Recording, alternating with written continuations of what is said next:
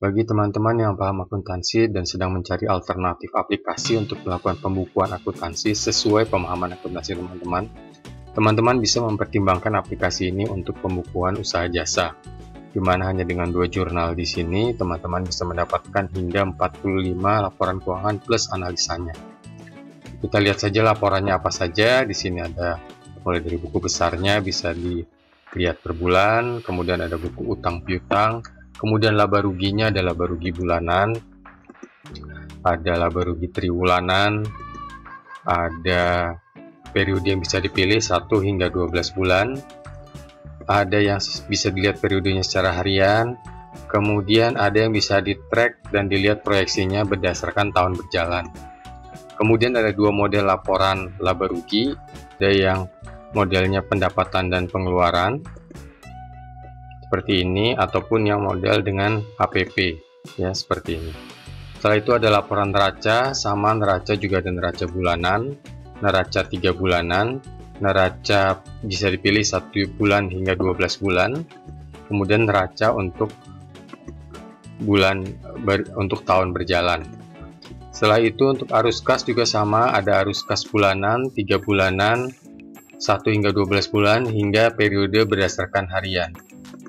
Setelah itu untuk ekuitas juga sama, ada bulanan dan ada 1 tahun.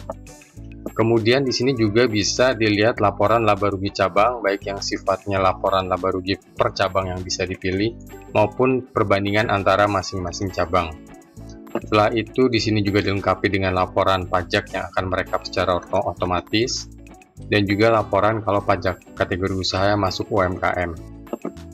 Setelah itu ada tambahan laporan rekap invoice, rekap PO, rekap pajak non-final. Kemudian juga untuk analisa disediakan dashboard 1 tahun, profil secara keseluruhan dalam 1 tahun. Kemudian ada analisa vertikal, analisa horizontal. Kemudian ada analisa rasio dalam bentuk tabel dan dalam bentuk grafik.